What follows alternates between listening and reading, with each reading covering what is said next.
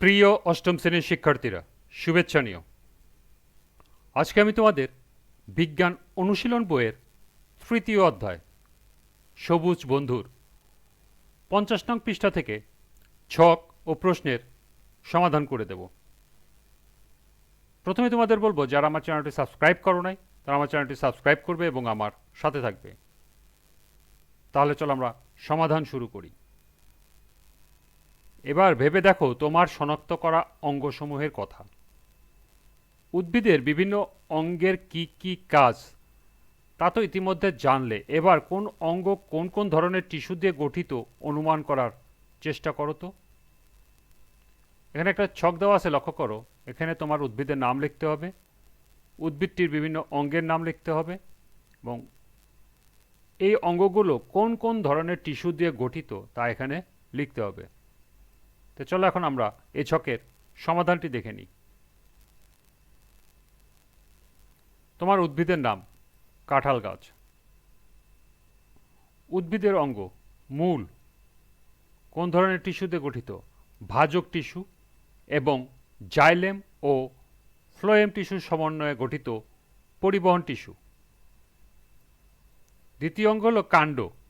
কোন ধরনের টিস্যু দিয়ে গঠিত? ভাজক টিস্যু, জাইলেম টিস্যু এবং ফ্লোয়েম টিস্যু। এর পরের অঙ্গ হল পাতা। টিস্যুর গঠন হল প্যারেনকাইমা টিস্যু, জাইলেম টিস্যু এবং ফ্লোয়েম টিস্যু। এর পরের অঙ্গ হল ফুলের কুঁড়ি।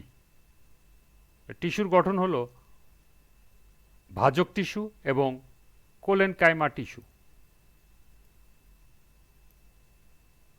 এর পরের অঙ্গ ফুল।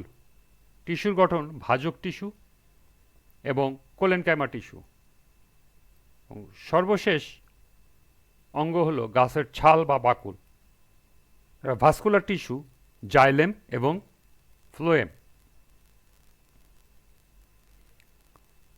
তাহলে এই ছিল এই ছকের সমাধান।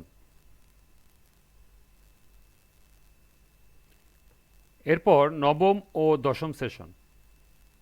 তোমাদের গাছগুলো বাড়িতে কেমন বেড়ে উঠেছে আর শ্রেণীকক্ষে রাখা তোমার শিক্ষকদের গাছটি। এখানে একটি প্রশ্ন দেওয়া আছে। চলো এই প্রশ্নের সমাধান দেখে নিই। এর সমাধান হবে, বাড়িতে আমার কাঁঠাল গাছ অনেক বেড়ে উঠেছে আর স্কুলে রাখা আমাদের শিক্ষকের গাছটিও আরও বেশি বেড়ে উঠেছে।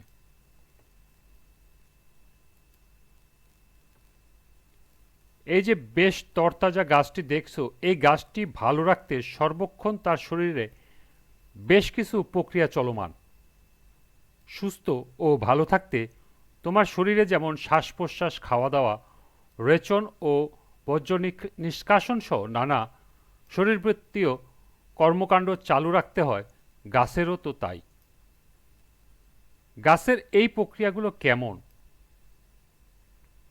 শ্বাস প্রশ্বাস বা সালোক সংশ্লেষণের মাধ্যমে খাদ্য তৈরির কথা তোমরা ইতিমধ্যেই জানো, কিন্তু উদ্ভিদ কোষ ও টিস্যুসমূহ কিভাবে এদের বিভিন্ন শরীরবৃত্তীয় প্রক্রিয়ায় চলে, চলো জেনে নেওয়া যাক।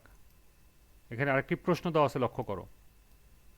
শ্বাস প্রশ্বাস বা সালোক সংশ্লেষণের মাধ্যমে খাদ্য তৈরির কথা তোমরা ইতিমধ্যে জানো, কিন্তু উদ্ভিদ কোষ ও টিস্যুসমূহ কিভাবে এদের শারীরবৃত্তীয় প্রক্রিয়ায় চলে। তাই চলো এখন আমরা এই প্রশ্নটির সমাধান দেখে নিই।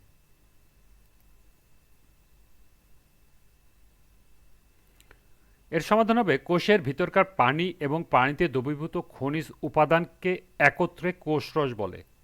প্রস্বেদনের টান এবং অন্যান্য প্রক্রিয়ার প্রভাবে এই কোষরস জাইলেম ভেসেলের মধ্য দিয়ে উদ্ভিদের পাতায় পৌঁছায়।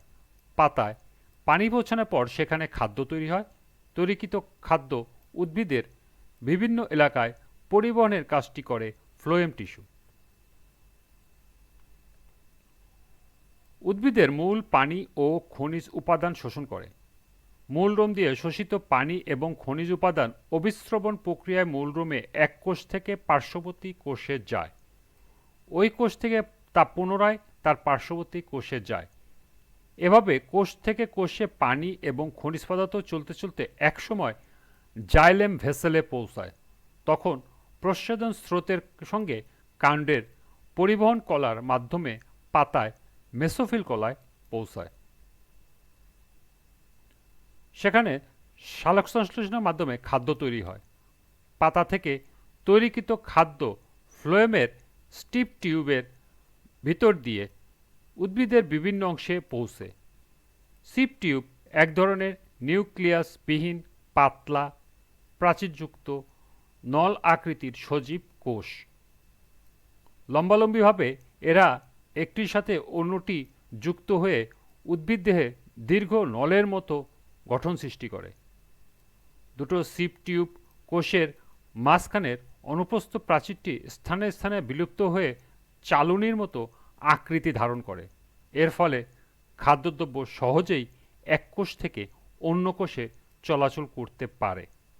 এভাবে ফ্লোয়েমের মাধ্যমে জীবন ধারণের জন্য উদ্ভিদের সর্বত্র পুষ্টি সরবরাহ করা হয়। তাহলে এ ছিল এই প্রশ্নের সমাধান।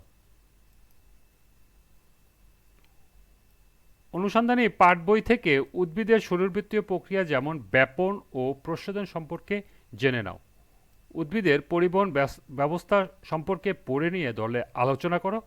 এই পুরো আলোচনায় কয়েকটি নতুন প্রক্রিয়ার সঙ্গে তোমরা পরিচিত হলে, তা হলো ব্যাপন, প্রস্বেদন এবং অভিস্রবণ। আজকের ক্লাসটি এ পর্যন্তই। আমরা পরবর্তী ক্লাসে 51 নম্বর পৃষ্ঠা সমাধান করে দেব। সবাইকে আবারও বলছি, যারা আমার চ্যানেলটি সাবস্ক্রাইব করো নাই তারা আমার চ্যানেলটি সাবস্ক্রাইব করবে এবং আমার সাথে থাকবে। সবাইকে আবারও শুভেচ্ছা জানিয়ে আজকের মতো আমি এখানেই বিদায় নিচ্ছি। আল্লাহ হাফেজ।